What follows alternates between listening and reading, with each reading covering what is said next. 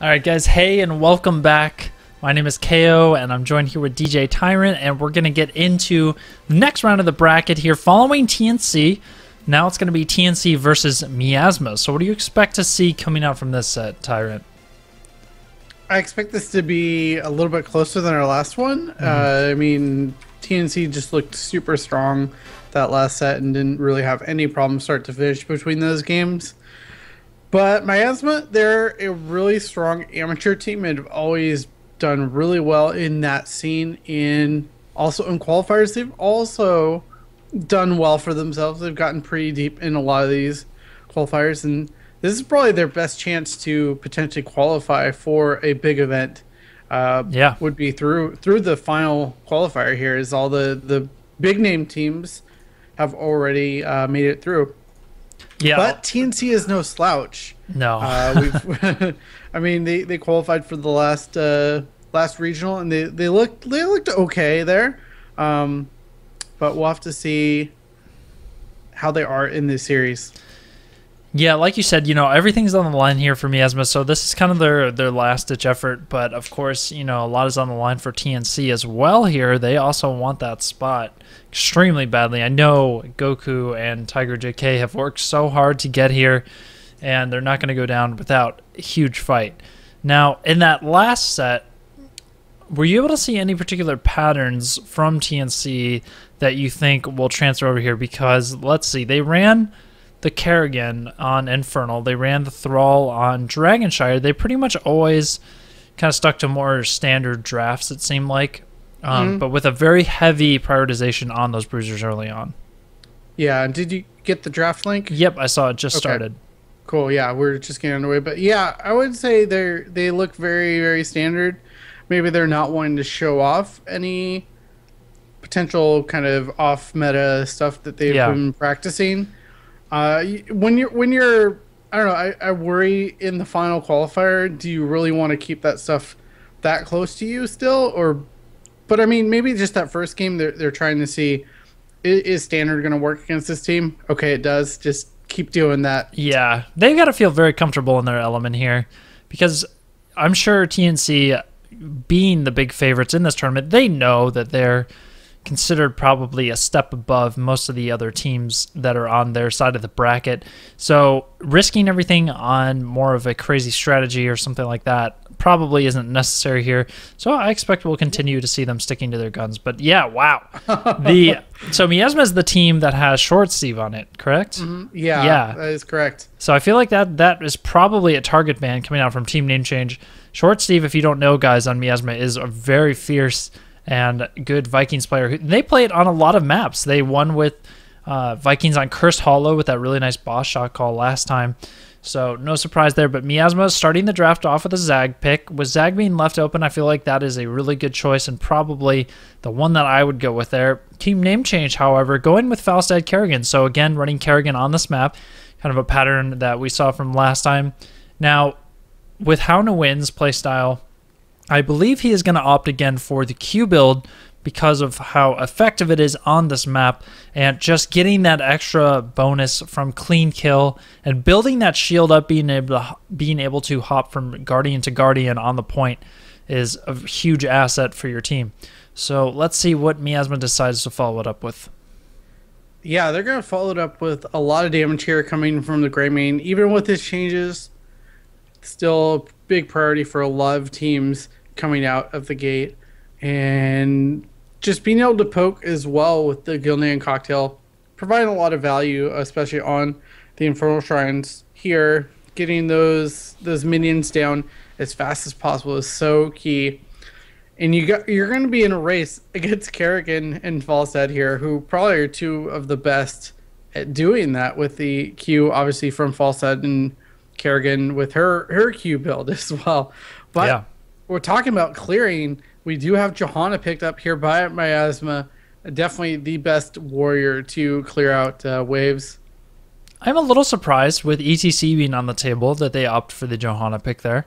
But Johanna does definitely lend a lot of tools there to help secure Guardians, pulling them all together And between the Zagara and the Johanna, they're going to be able to poke down so many of the kills and snipe so many of those Guardians. Now the app, they're so really targeting Short Steve here with the Specialist lockdown, making sure that Short Steve can't do any sneaky stuff with those tricky picks.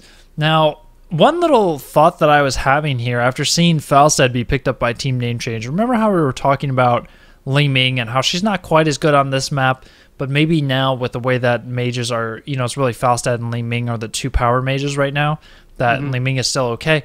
You know, Team Name Change taking the Falstad there, again, putting Miasma in this awkward spot where are they going to take the Li Ming, or do you think they just go entirely different and just drop the priority on mages altogether and maybe just pick up another consistent damage?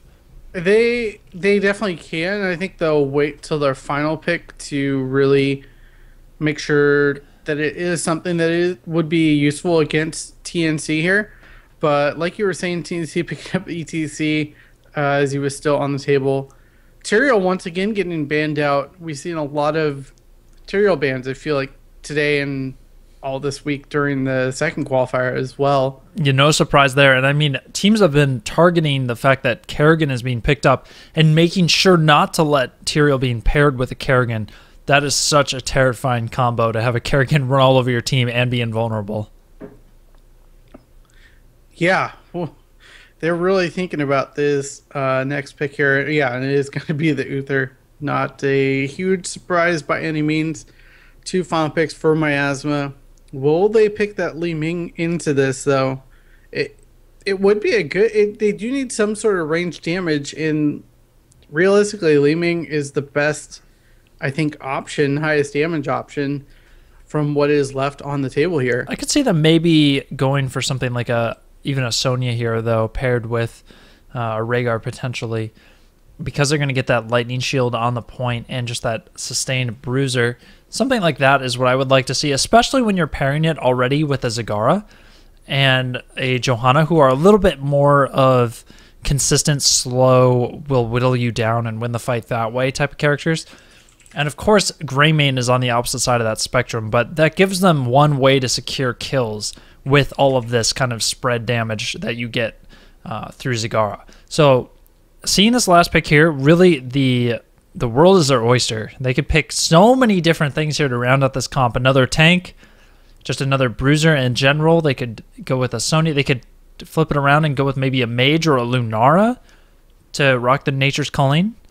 So I also want to say about Lunara, personally lately I don't know what it is about Nature's Calling, but I haven't felt nearly as effective since they dropped that 50% of the effectiveness in the last patch.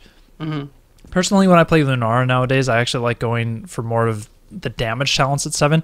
Wow, look at that. Down to the wire of time pool, and they do go ahead and take the Li Ming there.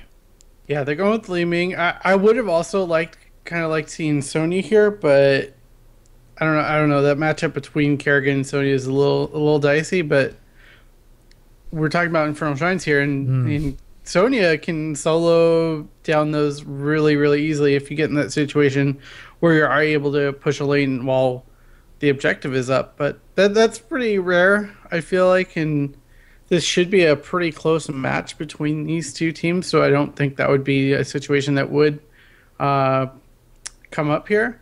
But TNC, they have a lot of damage. They don't necessarily have to go with a damage dealer here. They can go with some sort of specialist here to help as well, or continue the double warrior. Yeah, Zul's actually survived this far in the draft too. Zul has survived. We also have Sonya. Sonya also could go with TNC here. Yeah, that's true. I think I would prefer to see them maybe take a Lunara or some kind of range, but no, they do go for the Zeratul, which is entirely different than anything we were thinking of. And so Zeratul is just one of those wild card characters that kind of fits into comps when you don't expect him. I think it does make a decent amount of sense here in terms of giving TNC a really good opportunity to engage. And I just want to say on the side of Miasma, I think their comp actually will work pretty well. Because with Johanna, you have one of the few tanks that pairs extremely well with the triple backline. And you're just basically that frontline buffer for your team to shred down the enemy. So it really is going to fall on Johanna to peel and make sure to keep the Kerrigan busy and to have those interrupt tools available for Mosh Pit while she's giving that front line for the rest of her team to just shred down the Kerrigan. We'll see if Li Ming can get the value she needs to get. And of course, if you're the Zagara player here, you're definitely going to be watching every step you take, because one misstep positionally here is going to mean Zagara's death, with the threat of an ETC and a Kerrigan and a Zeratul to follow it up. So I'm, if I'm the Zagara here, scary. I'm just like, you know, drinking a Red Bull. Like, you got to be 100% focused on every little right click that you make. Yeah, and I'm very curious about the Zeratul pick. I mean, you're obviously picking this into a Wave of Force Li Ming here. So I'm a little concerned about Void Prisons being able to get some really solid value, because if you don't get the Li Ming in the prison here, she's going to be able to Wave of Force the team away while that expires. So I don't know. It'll just be a very interesting situation to see how they target with the Void Prison. We're actually loading into game. I heard the countdown start. So getting into game number 1, this best of 3 between TNC and Miasma eSports. I'm excited for this matchup. This should be good. This should show really where Miasma is kind of in the grand scheme of heroes. Yeah, and matchup wise, it's just going to be the ultimate control comp versus the sustained slow fight, and it's really going to be the battle of how long can they sustain this fight before this massive engage comes out from TNC. And we are loaded into game on our left side in the blue. We are going to have TNC, Howlin on the Kerrigan, Justine on ETC, Buds playing the Falsehead, Tiger JK on Uther, and Goku on that Zeratul. Awesome. And on the right side in the red trunks, it's going to be Miasma eSports, Golden Griff on Rhaegar, Short Steve playing Zagara, Fox is going to be playing the Li Ming, Swollen on Johanna, and Ayuda on Greymane. And once again, we have Howlin going with that Q build, it looks like right here. We were talking about in that first series a little bit how that isn't normally the case in North America, but we see it a little bit more in Europe. So maybe a little bit of inspiration from some of the other regions. I like seeing some variations in builds. It makes it a little more exciting. And the Q build definitely on this Battleground especially really gets value. Oh, yeah, and I feel like that's cool that Kerrigan is at a point now where there's multiple builds that are strong. You can go the combo-based Kerrigan, or, you know, specifically on this map, the Q build gets so much value. And that's really what's cool about Heroes of the Storm, is that the same character can be played with an entirely different play style to complement a specific map and a strategy that you want to run. So the player that I want to keep my eyes on throughout this game, you know, is Justing. I think he was so pivotal in their last set, and just making the monster plays on ETC, finding those ganks and body blocks, hitting key moshes, and just being that huge threat that he needs to be as ETC for his team.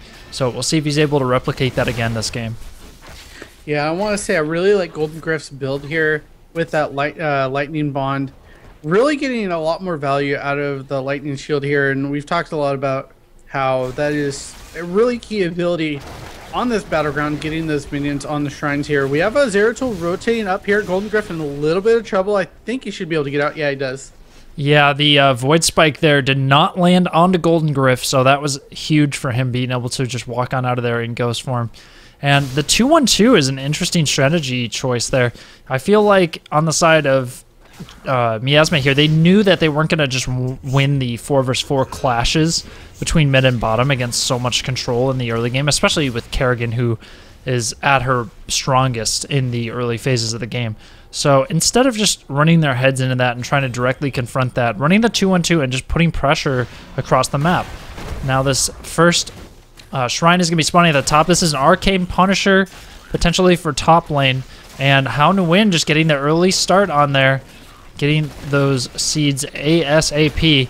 And Greymane coming all the way up from the bottom, though. So Miasma's going to have to be a little bit patient here. But Goku looks like he's actually not going to rotate entirely. He's just staying down, rotating between mid and bot, and continuing to soak for his team.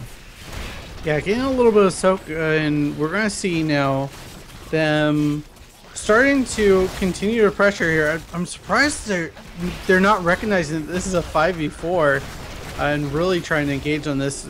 But it's too late. Goku is rotated up here now, so it will be a full 5v5 if these teams decide to engage. Yeah, I feel like Goku came up as soon as they realized that they weren't actually just winning this outright.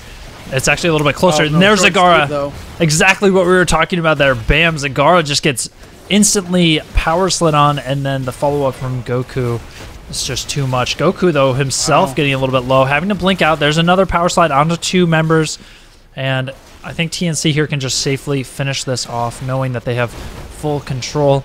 And let's see what they're able to get out of this. Now, 5 members are going to be alive again, but it looks like Zagara, Short Steve here, is just going to go back out to soaking the other lanes while leaving the other 4 up top. And Zagara is generally one of those characters you would want to have up here helping to contest and defend this. Yeah, I do like, though, getting some of the soak here. The Punisher going to go down really quickly here, get a little bit of damage onto that fort. And we are going to see TNC back off of this, and Goku getting a lot of damage onto Short Steve in mid. Yeah, they're going to have to go back and tap. They had a little bit of a brawl there, and it was kind of funny because Short Steve just held his ground, spawned the Hunter Killer there, and just tanked out the damage and said, "No, Goku, you can't just 1v1 me yet. I can win this fight."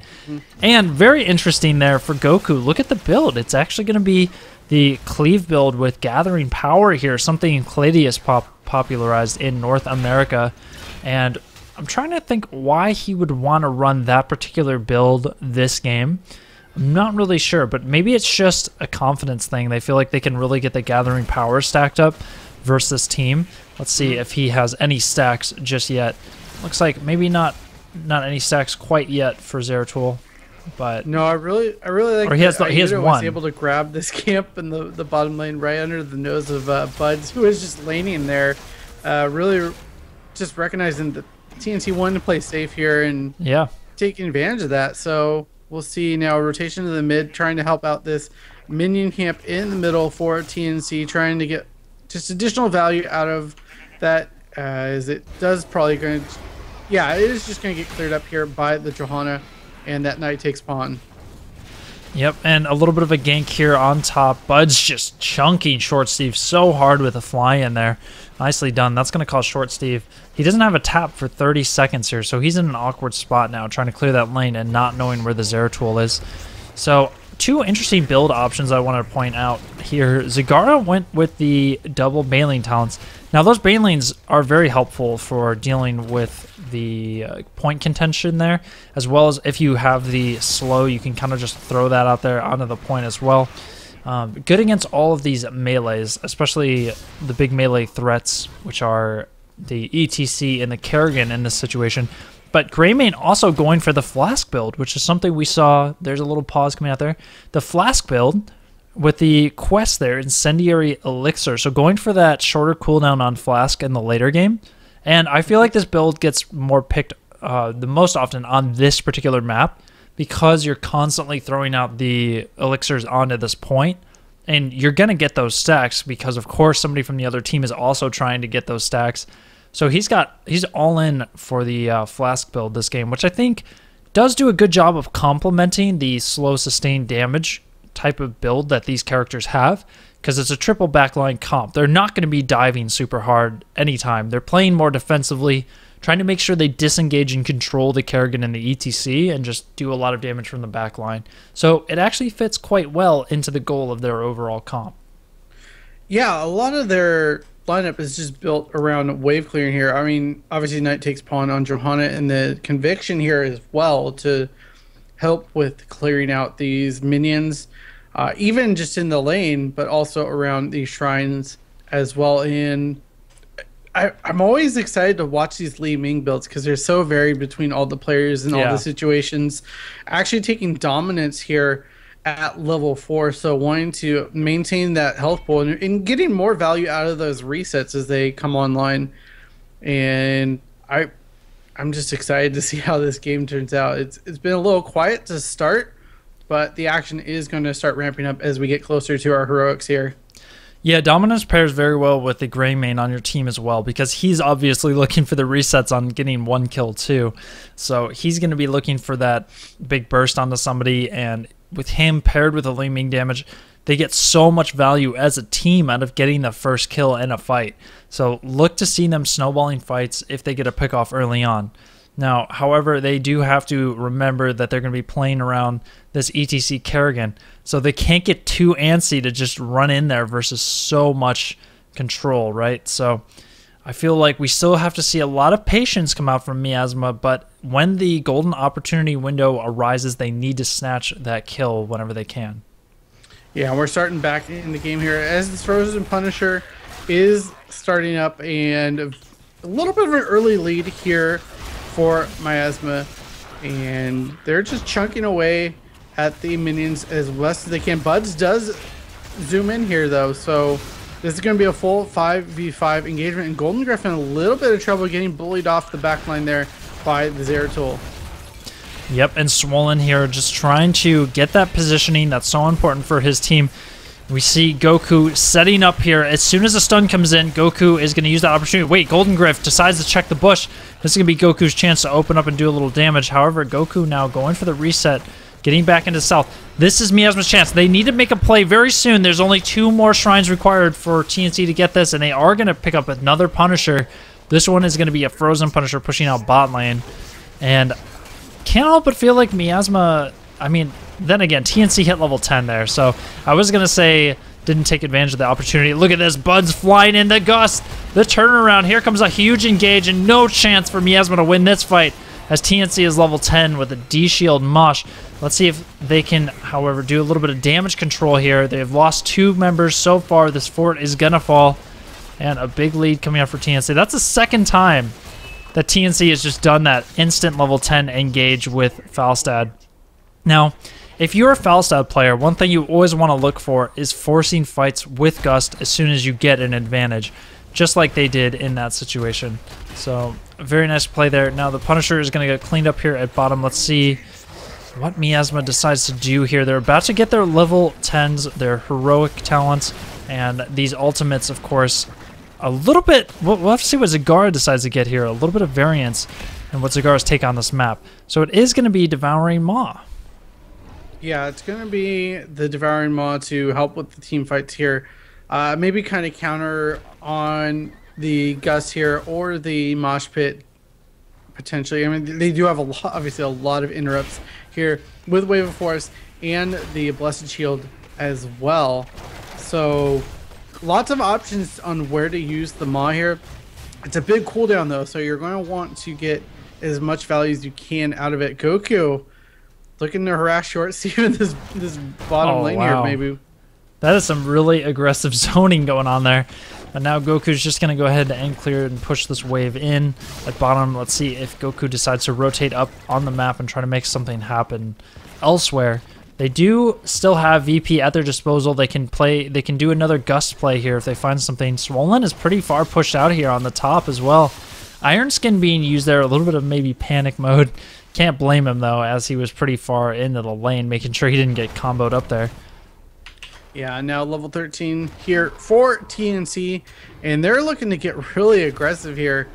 Justin really on the side of Miasma here, and they're actually going to just go ahead and take this camp, and it looks like Miasma not going to really be able to contest it too much. They're going to poke here, but not going to be able to stop this from going into the hands of TNC as we get our next shrine phase here on the top side of the map. So going to be a full rotation from both teams here to try to contest this. Yeah, and they're already, you know, getting such a big lead on this game. It's really the question here for Miasma is if they want to take the pre-13 fight. I feel like with the shrine being active right now, it's going to be a decision of giving up the Punisher, though, to hit 13, which is going to be pretty painful. That's going to snowball the game even harder. But the opportunity window, if Miasma decides to do that, is to fight while the Punisher is pushing and kind of wrap around and try to force an engage somewhere. However, it looks like Miasma instead just setting up to maybe just contest this. I would like to see them either soaking or fighting this as a team. Oh, here we go. Here's the engage. Oh no, the gust being really awkwardly timed there with the Mosh. Mosh not really doing much, but it's not going to stop them from getting a kill on the very vulnerable Zagara. Nonetheless, Maelstrom has popped there. Most of the ultimates being used. Another gust engage, but this time maybe showing that TNC isn't perfectly on the same page today. Yeah, Wave of Force came out as well. I think just hearing the first notes of that chord of the mosh pit triggered the firing off of that and interrupting that, even though it hit nobody. But we're gonna see Swollen actually taking quite a bit of damage. Does get eliminated here. This is gonna be top port going in the favor of TNC, and it, like you were saying, this is starting to snowball heavily in the favor of TNC now. Look at Goku, just almost looks like he's waiting to just land a VP here. I feel like they could almost do a VP with a follow-up of the Punisher jump. We'll see what they decide to do here. Haunuin building up a little bit of a shield here.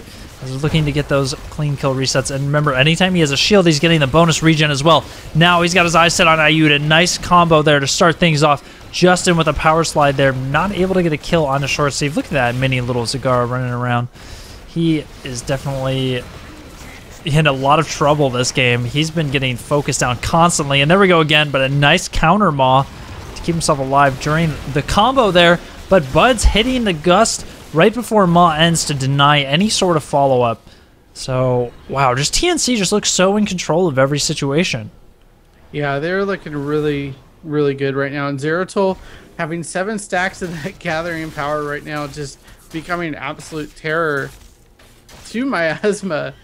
And we'll have to see just how are they able to respond to this. They're already down 3 levels. They're down a talent tier right now. They have to try to just soak and get try to somehow equalize this XP here, but TNC is just going to be able to bully around the entire map. They're painting the map as blue as possible. Justin just hanging out here in case Miasma decides to take that camp, but they're going to be able to take it themselves as the night camp on the top side gets taken here by Miasma. You know what I would like to see on these fights is Swollen just pulling the trigger on Blessed Shield as soon as Falstad tries that backline engage with the fly-in. Just turning around and getting the Blessed Shield immediately there, because they're not able to pick any of their fights positionally. Also, Zagara just needs to be playing much more back. There's a 3-man Mosh coming out and the VP on the Greymane. Their only hope of maybe doing some damage while that was going on. Now short saves here, but he's got to be feeling kind of hopeless here, as there's not much he can really do to help his team at this point. Swollen's getting chased down. That's 3-man down there at the cost of a lot of ults, but I think it was certainly worth it. Yeah, that was a 4v5 fight for TNC. Oh, some nice shot calling here. And we saw Falstad flying at the very end there, but they're looking to get this top keep right now, adding additional pressure in this top lane. And Maw only connects on one. Zagara gets dropped here. Tried to get the Ancestral, but just not going to be able to connect in time.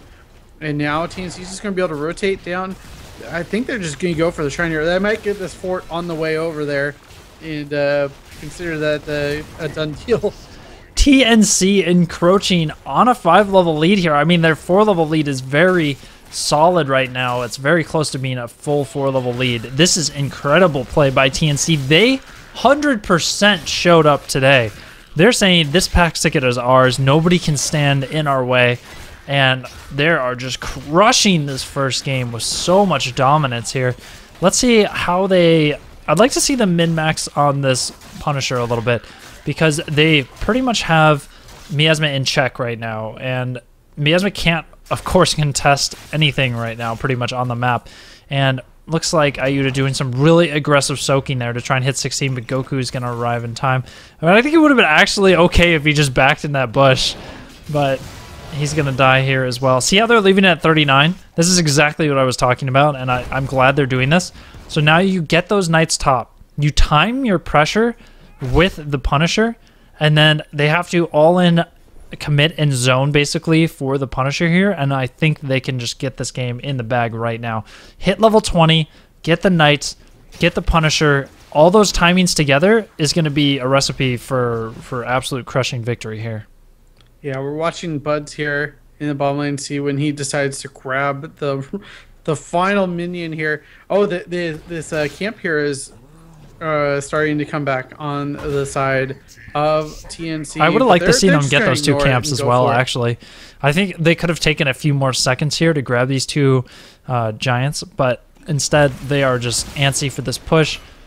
However, level 16 has been acquired for Miasma. You see they've got Executioner, Mirror Ball, Imposing Presence, Hunger for the Wolf. Obviously, at this point, even level 16 is going to be not probably enough to save them. Holy cow! Wait, everybody sidestepped the Gus. That was really nicely done there. The D-Shield getting the save onto Buds. Again, we weren't seeing that instant lockdown on Buds that I was hoping we would get. And two members already falling, and of course, Short Steve, nothing a Zagara can do in that situation. Bam, that is going to be 4. Let's see if they get that final kill to just clean sweep it. And there's a one-man mosh there.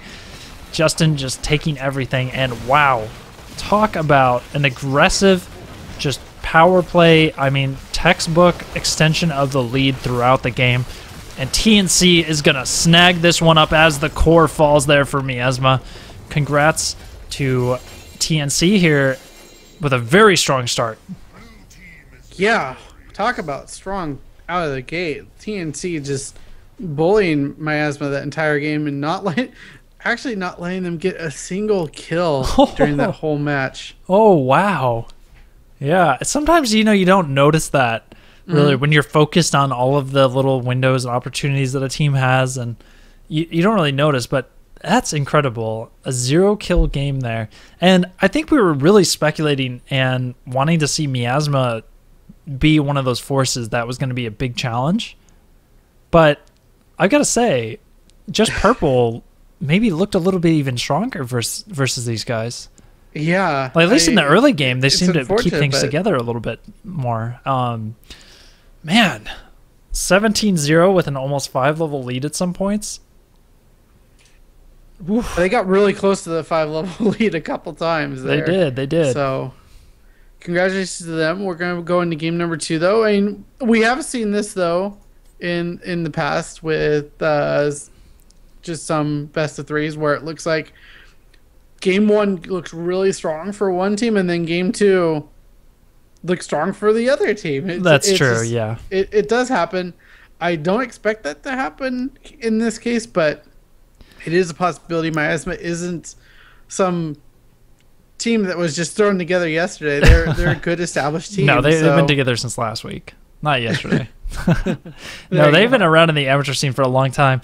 And remember how I was saying that, like, as a Zagara player there, you got to be 100% focused because you're going to get, like, the target of everything?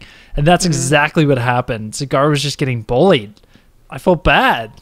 Somebody needs to step in and protect Zagara because this is not okay, guys. Bullying is not a joke. TNC is just doing awful things to Short Steve that game. But now on Cursed Hollow, I feel like this is probably a map that Miasma took here because this is a map where Short Steve can get a lot more value out of Specialist. Yeah, but speaking of Specialist, we did see TNC really respecting that role there, banning out Vikings and Abathur. Just trying to take Short Steve off of everything. Yeah. So are we going to see that same thing here as we do get our draft link, and we should be underway shortly here? Yeah, I do see Lost Vikings getting banned out here, as we did see Miasma make good use of that. Was it the first qualifier, I believe? Yep. But yeah, where they took that super early boss with the Vikings, and that was awesome. Yeah, and I feel like team name change, exactly. They know they can win versus this team after that first game. That's got to be going through their head right now, and just knowing that all they really have to take away 100% is these kind of sneaky, tricky specialists to eliminate any sort of cheesiness that Miasma might try to pull out versus them, and I'm sure they feel like they have this on lock. So I totally and fully expect to see a ban on Vikings again, and even because it was even banned on Infernal. Nobody bans Vikings on Infernal. I know, that's what we call a respect ban. Oh yeah. For those of you who might have been really confused by that, it might not be familiar with Short Steve. he's super good on Yeah. those Vikings, and the thing is, a really good Vikings player can absolutely destroy a team because of that XP soak and that ability to just steal camps basically instantly with the bribe. Yeah, the bribe, very, very scary to deal with. And not to mention, just having 3 lanes of soak while the tributes are going on, you get potential to fall so far behind if you lose a couple people early in the game. So, while we're about to get into the draft here, what do you think? What was your highlight from the EU tournament? Just that final series between Fnatic and I can't remember the name. Misfits. Yeah. Because I mean, that's a weird name because that's former the My Insanity team. Yeah, now. I keep thinking My Insanity whenever I see them. Yeah, But exactly. yeah, just that whole series. Go watch it. Some of the best heroes we've had all year. Yeah, And Heroes Esports is just getting awesome because both in North America and Europe right now, you really never know who's going to win these big high stakes matches. Like right now in North America, would you be able to 100% call a tournament between GFE, Naventic, Denial, and all these teams? Like you wouldn't be able to call it exactly. It's you can speculate, but previously we've had a lot of phases where there's just one team that just dominates, right?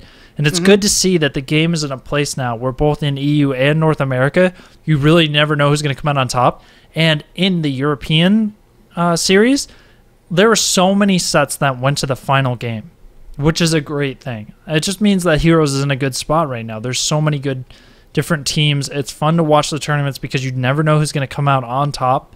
And that just makes me more excited to see the world stage, honestly. Yeah, BlizzCon is going to be an absolute blast this year. And like you were saying, it's really hard to tell. I mean, I had predicted in that first regional, I was like, oh, Gale Force is going to win this, no problem.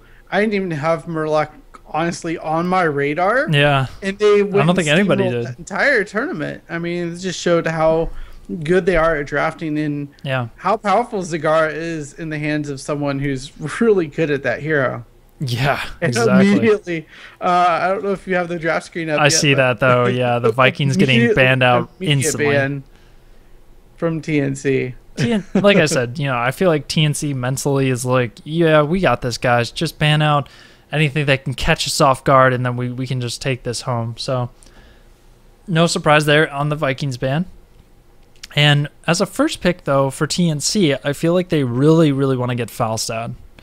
I think this is the one map where personally I would pick Falstad over Zag, because just being able to globally rotate, being able to barrel roll over all of the terrain on this map, that's a big underestimated point on this map, is all of those little walls make it so difficult to maneuver and position in team fights. If you have an ability where you can just jump over that wall, it's a huge advantage. And Miasma, worried about the Kerrigan here, so going to ban that out, not let that go through to TNC here. We'll have to see. Like you said, Falstad would not be a huge surprise at all, or any stretch of the meta here.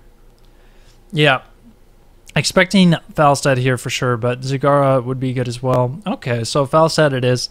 Right about that one. Now, on the side of Miasma, I feel like they're going to want to secure themselves ETC, who is a great pick on this map because there's so many tight chokes where you can get mosh pits, and you can just maneuver around and find those flanks. There's so many like line of sight barriers and ways that ETC can just get in there and hit a good mosh. And of course, you don't need wave clear quite as much on this map, which is just yet another thing that ETC has going for him. So Zagara and ETC maybe as picks here. Zagara, of course, can't go wrong with her on this map as well.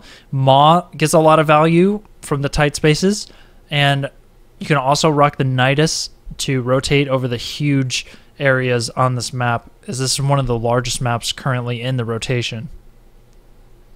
Yeah, it really is. So Miasma really thinking about this next pick here. ETC, like you said, would be the most not surprising of the picks here. Picking up that warrior for their front line here. But looking further down the draft, okay, they are going to pick up Thrall here. So basically denying that that 1v1 between Zagara and Thrall, and I kind of like this actually. Yeah, they did get a lockdown now on the solo laners. The only thing is that solo laners aren't quite as important on this map. And oh my goodness, it's going to be the Abathur Illidan coming out from Team Name Change. This is going to be a fun game. And I feel I'm reminded of the Astral set when they had the Illidan on this map with the enablers. So powerful as a combination. And right now with Thrall and Zagara, I feel like this was fantastic insight by TNC to lock up the Illidan. I did not even think of that, but normally when you're against a Illidan, what are the picks you want? One of them is definitely Sonya, right? You don't want to have Thrall as your bruiser versus an Illidan because he has a tough time actually shredding him down. Wind Fury usually gets wasted into evasion, so you're relying on Feral Spirit and Chain Lightning to do the damage. Sunder is okay, but really it's not like the biggest threat to an Illidan. So I feel like Team Name Change just really making great picks here. However, Team Name Change probably going to look to ban out the Sylvanas here so that it isn't a threat to their Abathur. What they don't want to deal with right now is just a ton of push because Abathur Illidan can't really defend super well in the early game. So I feel like just eliminating, yeah, there it is. Going to go ahead and get rid of the Sylvanas there, just like I was saying, making sure that Illidan and Abathur can get through the early game. So what you're going to want to see is Illidan going in jungle lane around 2 minutes and trying to get that pressure on the map through the camps.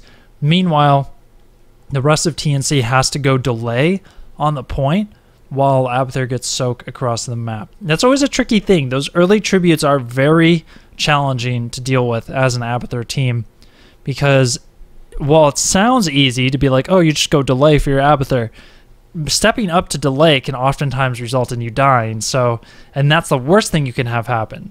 And so we'll see how Team Name Change does with that. Miasma, though, looks like they've got their eyes set on some tanks. Yeah, they're going to get their tanks here. I'm a little surprised. I was thinking they would grab Uther to potentially deny that from TNC, but TNC is actually picking up Rhaegar here for their support.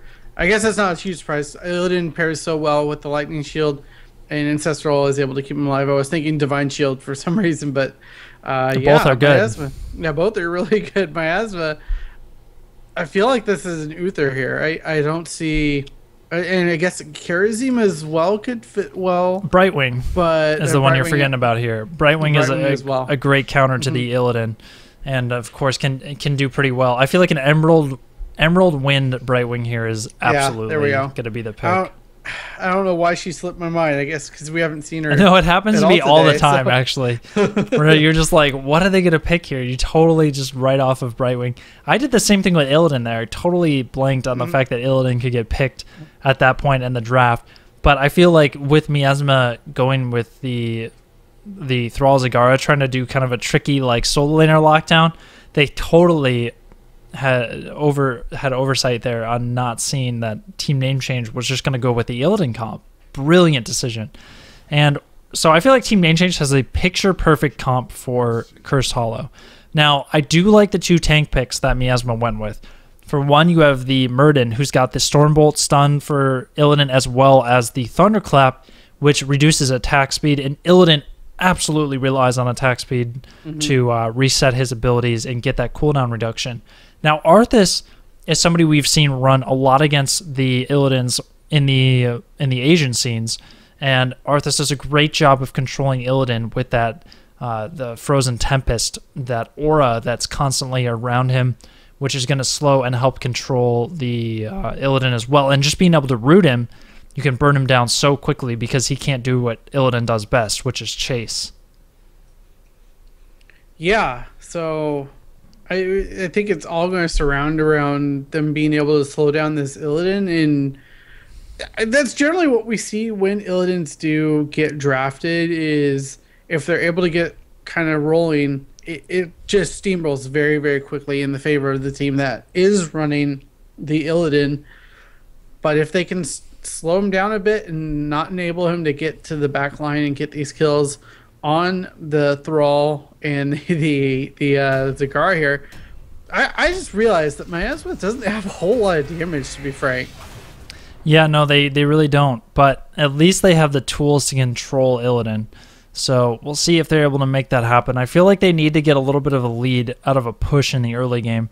So I'd like to see some sort of tri-lane setup where they're just trying to push down and get a wall, at least out of the early game, to maybe get them the advantage in the swing on the level 4 talents.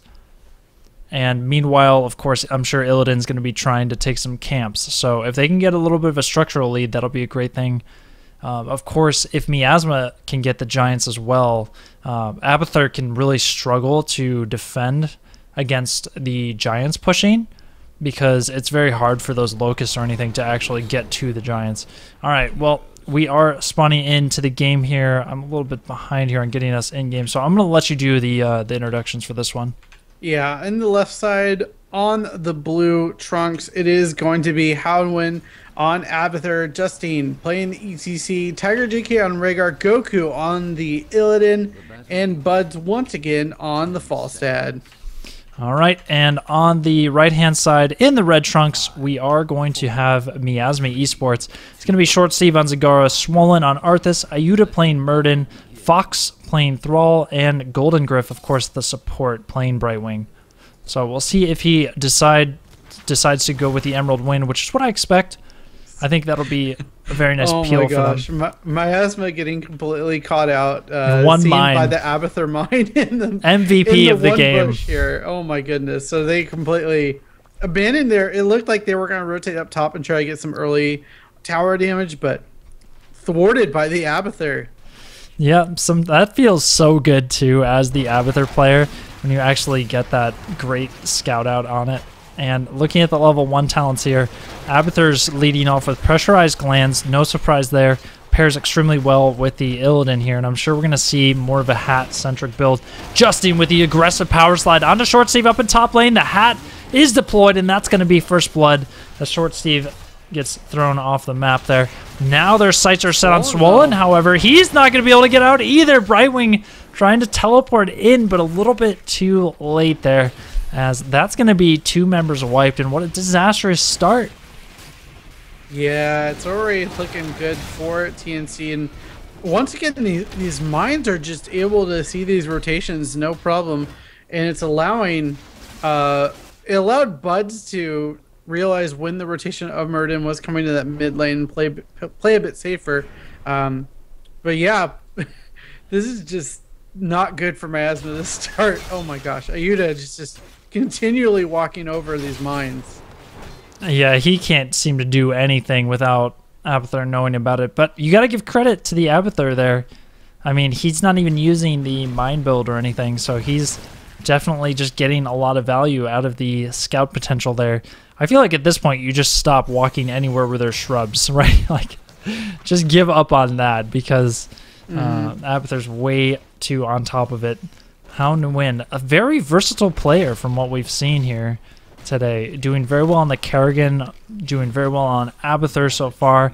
He's got the now Adrenal Overload, 25% increased attack speed to whoever's got the hat, which is going to pair very nicely with Illidan's passive. So now we see Goku is actually going to be just a little bit late, because this was a very early tribute spawn. There's a window of time in which the tribute can spawn there, but Illidan's able to get it in time before anybody threatens the cap here from Miasma. And Fox, though, rotating in so low, I feel like already the setup goes in the advantage of TNC.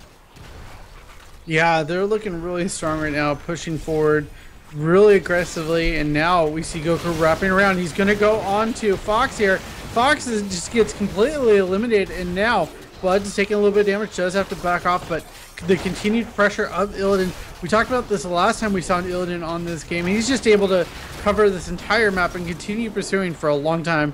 Not going to pursue that far on Swollen, though. Wisely not wanting to go under this tower, especially early on in the game here. And are we going to see an early boss?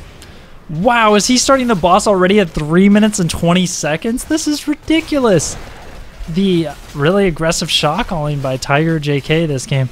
Now keep in mind that a boss scales with time, so a boss this early in the game does relatively minimal damage. I mean, it's going to be like a glorified night camp pushing down at bottom, but oh, look at this. There's a little bit of a scout out, but now remember that. Here comes the Brightwing. Oh no, he's stunned! Oh no, Goku! Goku gets killed there basically by the boss, and now Miasma They have the huge numbers advantage here, and without that Illidan carry, wow, Miasma with the sick read there to come in and swoop up the boss. That was a risky boss, and it certainly did not pay off. Yeah, that was a beautiful read by Miasma, and they're going to be able to pick up level 7 a little bit before TNC here. And they're continuing pressure in this bottom lane with this boss. This bottom lane looked really good for TNC, and now all that advantage that they had has been completely erased as Tiger JK gets focused on as well. Justin doing a really great job though peeling, but Goku once again going in the backline, going on Golden Griff. Here comes Falstad though, should be able to finish it off there. It gets 2 for 0 here. Oh so my god. 3 for 0 now. So a great turnaround for TNC to bounce back from giving up that boss. Going to get 4 as well. Ooh, maybe a little bit of miscommunication there because Short Steve went for the tribute while they took that fight. I feel like they either needed to just completely disengage and not take that fight or have Short Steve come join. But trying to split and do both at the same time ended up with, Illidan being so close to falling there. But Speaking of close to falling. Yeah, very close there. Mid lane. Up in the mid there. There's no rest for the Illidan, that's for sure. As he's constantly going to be the target of all of the control that Miasma's team has to offer. And they're just waiting for the respawn here on this Giants camp. The pig farmer camp, as my stream likes to call them. Because they have their little pet pig here. They do. Learn something new every day. And yeah. Here we go. The top lane a little bit rotated on ETC, having to power slide away. But that boss did enable them to get that bottom fort and allows them to have a little bit. Oh, we do have a rotation here on the bottom onto Budzo. Is he going to be able to get out? He gets polymorphed here, and now the pressure is on, and that is going to be the falling of Falstad here. But in the top lane as well, we have Zagara get taken out by TNC. So much action going on right now. So a little bit of kill trading there, but it goes in the favor of TNC as they get the tribute, and they're going to be able to follow up with the push with the Giants here at top if they choose to do so. Instead, it looks like more of a collapse towards mid to go and clear it out. Now, oh, the stun barely not able to get that power slide off as Golden Griff rips the Emerald win there. Nicely done. And these Giants up at top. Now, if you're Arthas here, you've got to get aggressive and make sure to get these cleared out because Tiger can just constantly heal those up if he wants to. Oh, look at this. Goku, though, getting hit with the stun. Now, Justin comes in with the mosh. Nice mosh. The Goku got the polymorph there. Now, that's going to be Fox falling first. Now the chase is on for Ayuda as well. Wow, that gust to push him up towards the small wall there. Golden Griff not able to save his teammates there, with Emerald Wind still being down for another 25 seconds while that fight was going on. Unfortunate timing. The choice is simple. Yeah, and Short Steve is holding on to the selection of his heroic here, really wanting to kind of think about what to grab here. We've talked a little bit about how the Nidus network is a little bit better if you're ahead and you're able to control on the map, and I don't know, up against an Abathur, it's gonna be difficult for them. And we do have the boss though. The boss gets taken by TNC here. Yeah, it was like a really greedy boss with the tribute there that paid off. And now, oh my gosh, that was a really nice thunder though by Fox. And as they move in, they get the two-man maw. Oh, Emerald Wind maybe a little bit wasted there, but the curse is going to go over to TNC. However, they've already lost the ETC in the process, and now it's Miasma here trying to chase down at least one more kill. I feel like they probably traded there. Meanwhile, the boss, uncontested by the munitions of this fort, is going to be pushing top. Of course, with the curse now, all of Miasma's structures are going to be disabled, so these minions are just going to be able to free reign push. See the Abathur there moving up very aggressively as he knows his locusts are just going to be able to get full value out of pushing into those structures. Meanwhile, Goku dives into the Zagara at mid and gets the kill under the fort there. That's the problem once you start getting a lead with an Illidan on your team, or an Illidan on the other team, is you can't split and push out because Illidan will just take those 1v1s any chance he gets. Yeah, it looks like it's going to be 3 forts during this curse here. It's still up for another few seconds, and the boss is still up in this top lane and getting a little bit of pressure onto that front wall. And now we're going to see them aggressively take this siege camp and pressure this bottom lane. They might even pressure to try to threaten this keep a little bit. Oh, here comes the mosh pit. 3-man mosh pit. Here comes the follow-up damage from Buds. Eliminates one, and they're looking for more. They're going to get short Steve as well. The Ed will win, but they're going to gust him back in, and this is going to be an absolute disaster here for Miasma as TNC takes another member away, and they're going to get a fort or keep off of this, and they're going to get 4 out of this with the double fall stat. This is like deja vu. I swear with TNC, the signature TNC play is to get a little bit of an advantage and then have Falstad fly behind the enemy team and gust them forward. Oh, Goku, one more shot from that fort would have been the death of Illidan there, but he's able to scamper on out, holding hands with Tiger JK. Goku and Tiger, great friends, great teammates who have been trying to, make their place and win a championship in the scene for a long time now. Like Goku with a little bit maybe of a lazy back there, not able to get that off. He's going to have to reposition before he recalls. And with that fort being down, the map is extremely opened up for Abathur to do what Abathur does best and just position aggressively. TNC here, they have this game in full control. Now I feel like the best way for them to extend their advantage at this point is to threaten the boss and then punish TNC when they come over to check it. Yeah, I mean, look at how scared Miasma is here. They're picking up double spell shield on the Muradin and Thrall. You almost never see the Thrall picking up the spell shield, but because of how much pressure the Illidan has been able to get in, they're trying to mitigate as much damage as possible. Short Steve taking the Maw here, so we'll have to see if this enables them to really be able to contest against TNC's lineup here. If they could get the Illidan in one of these Maws, they could potentially turn it around. If you look at the serrated spines talent for Zagara, this is one of the reasons people always take Medusas. He's got 5 bonus auto attack damage from that talent. That is so insignificant compared to just the guaranteed value of being able to defend or push more aggressively with the Medusa splitting the auto attack. I don't know, man. 5 bonus auto attack damage? Pretty low. Yeah, a little weak there. Very underwhelming. You're gonna see Tiger couldn't juke the root there. That root was a little bit too much for him. But look at that. Like Miasma's just stuck in their base right now, just clearing like Abathur minions and stuff. They're so split.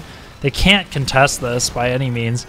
Swollen getting the TP there. I don't think Syndra has been used yet. They might even want to just use it defensively.